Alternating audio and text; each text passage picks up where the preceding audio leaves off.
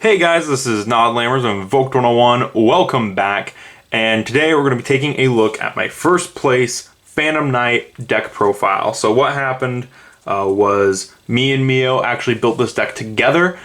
So if you want to see us put this deck together, you can go check out her video. I'll put either a card or a link, or she probably will because she's probably the one uploading this. So you can put that down. You can find that link somewhere down below. Also, the reason that this video took a while to come out, because I know that she mentioned that this video was supposed to come out quite a bit ago, like about 2 weeks ago, is because I was playtesting this, I was finalizing it, and I wanted to take it to that locals that we just played at, and I ended up getting first place, and I won a whole Megaton for it. So super exciting and super happy with how this deck turned out. It was a lot of fun to play, and I'm very, very excited to continue playing this deck.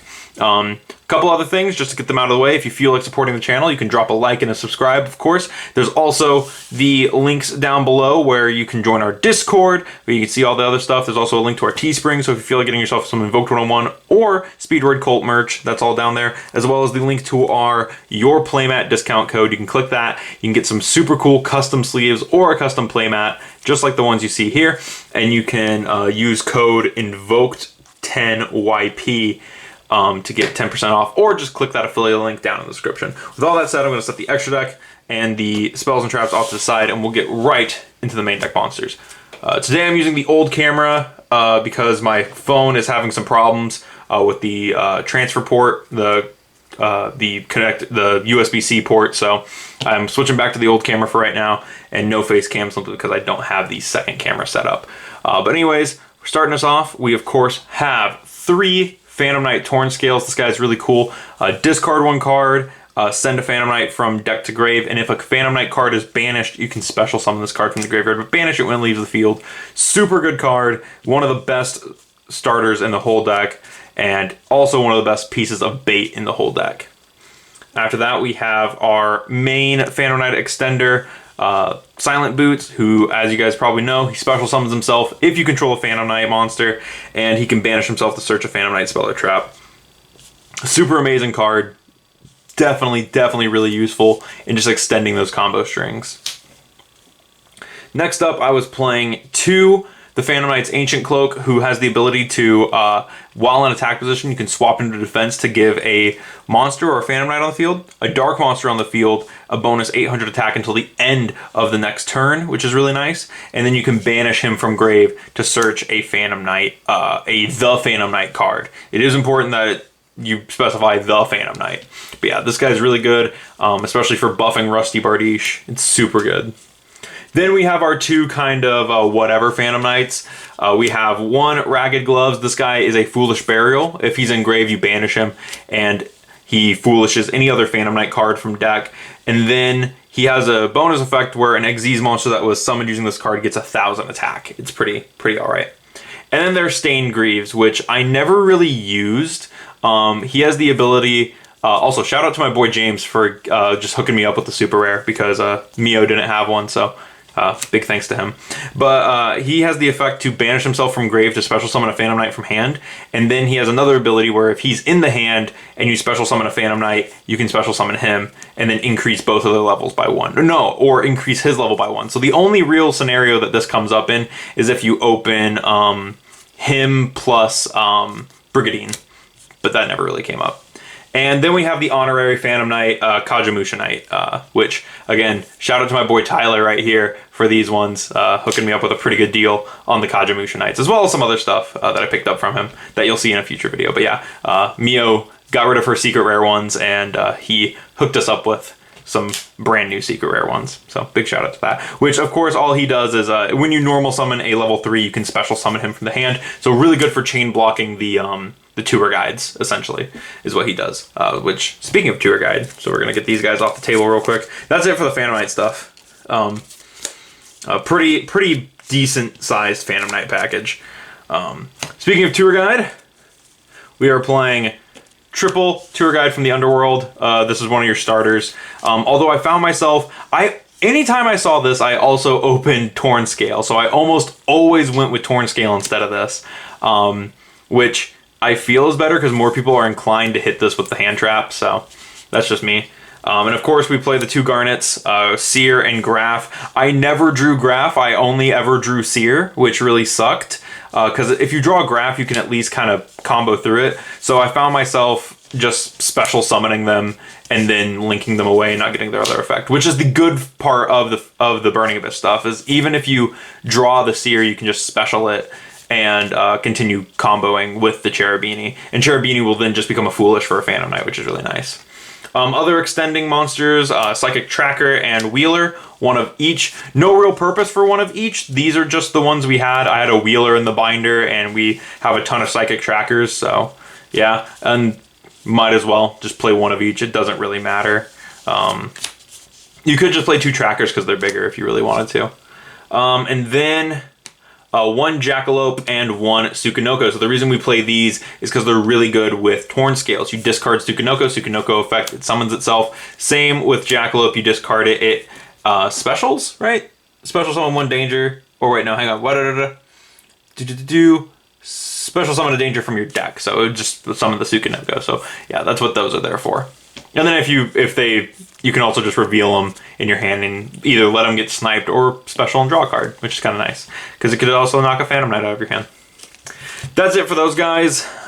For the kind of auxiliary package of monsters, it's a very monster heavy deck because it's a lot like Speedroids in that sense, where it's very much driven by the monsters.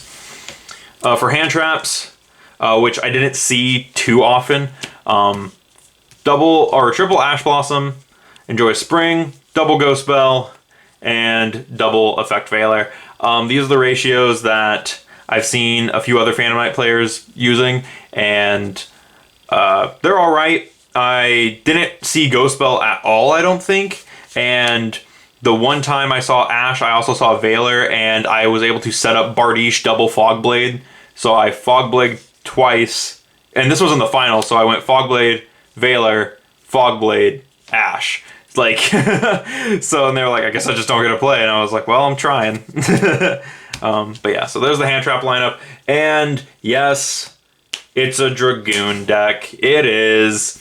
Mainly because if you get Nibiru'd, typically what you can do is you can turn the token into Link Spider, and then you can still get out 1 more Phantom Knight simply just by banishing a card and bringing back Torn Scale, and then making Vert and dropping the Red Eyes Fusion. There was a game where I opened Droplets, these 2, and Torn Scale, and I had to make a call, so I held the Red Eyes Fusion and I ditched the Red Eyes Black Dragon off of a Droplets. It was pretty crazy. It was a pretty strange game, and I was actually surprised like I was able to go through that one. But yeah, that's it for the monsters and the first spell that I have, which is Red Eyes Fusion. And now we'll go into the other spells, which is just your kind of power spells. Double Droplets, like I mentioned. These are my 2 Forbidden Droplets. I only have 2.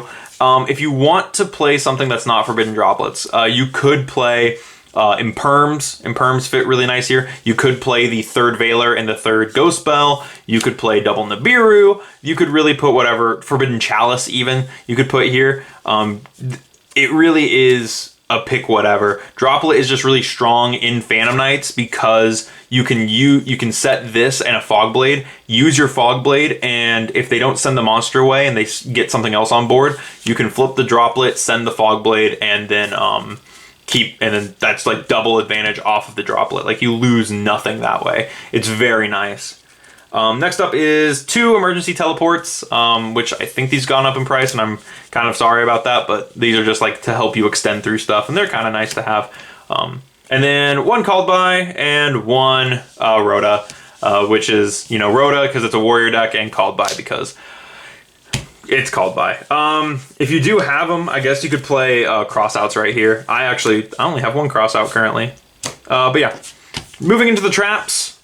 Pretty standard Phantom Knight stuff. 3 Fogblades, 1 Sword, and 1 Shade Brigandine.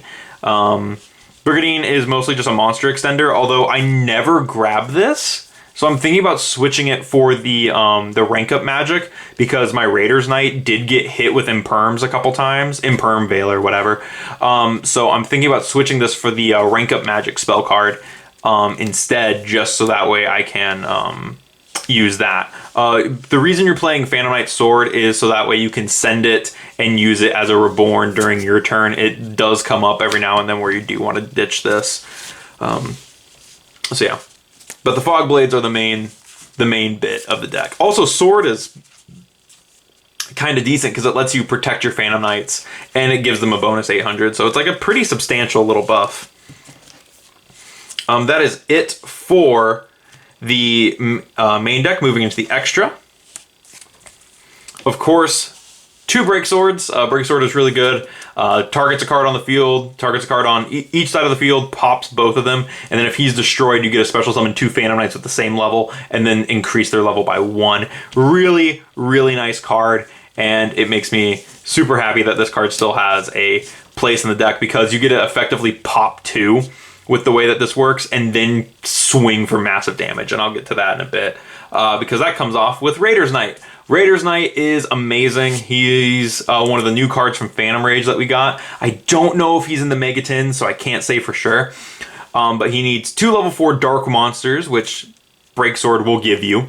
And it says he's always a Phantom Knight as well. He's always a Phantom Knight and a Raid Raptor.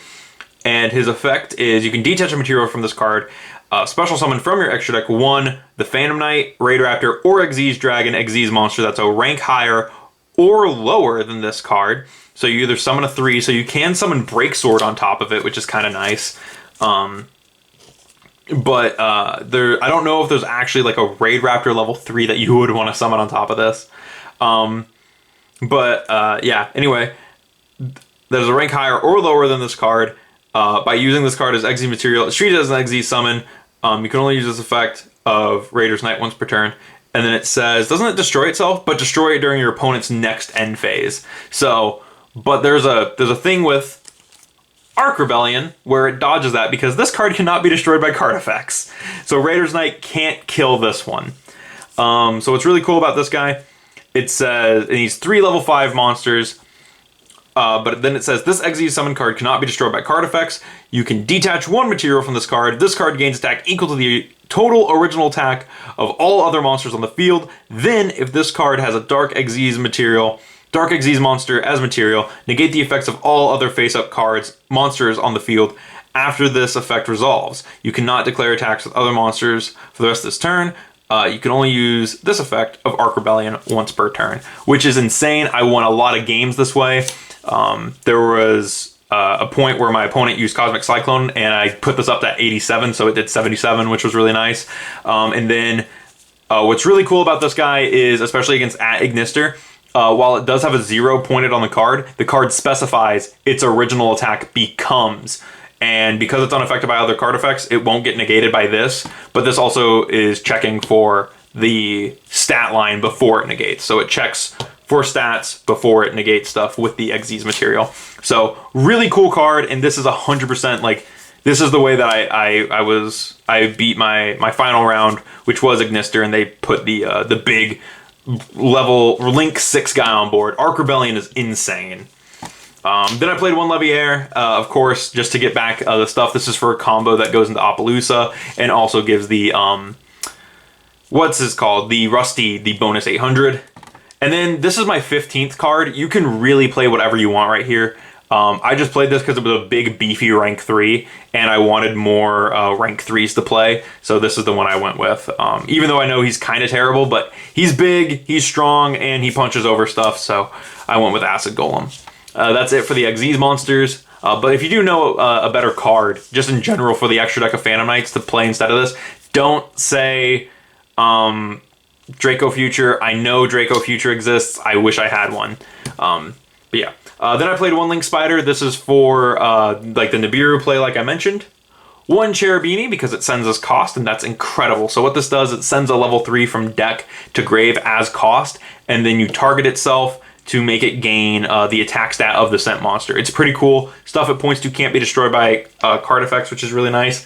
And it's just such a good card for this deck. It's insane how strong this is. Of course, one Vert for the Dragoon play. Sorry, there's one Vert. And then one Nightmare Phoenix. This came up in a match where I normal summoned, what was it? I normal summoned the tour guide, and then they flipped, not There Can Only Be One, but I think it's Rivalry. And I was like, oh, okay. So I linked into Nightmare Phoenix because it was a fiend, and I could keep going. Then I played one Nightmare Unicorn, going into our threes. One Nightmare Unicorn for the spin back. Rusty, of course, as our other Link 3. And this is your boy. He is insane. Dump a Phantom Knight monster to set a Phantom Knight Speller trap, and then that instantly gets you started on combos. One of the best parts about this is you can make it easily with Cherubini because of sending Graph, summon Seer, link both into Bardiche, and then Seer will summon back Cherubini, giving you a Link 2 to go into Appaloosa, the Goddess Bow, which Appaloosa with 2 set Fog Blades and a Rusty is pretty nice.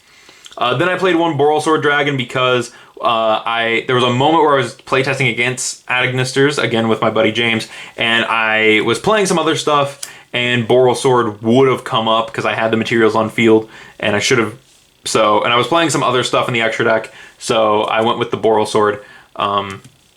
I switched the other card for the Boral Sword, and I haven't looked back. Even though I didn't summon it at locals. And then of course Dragoon.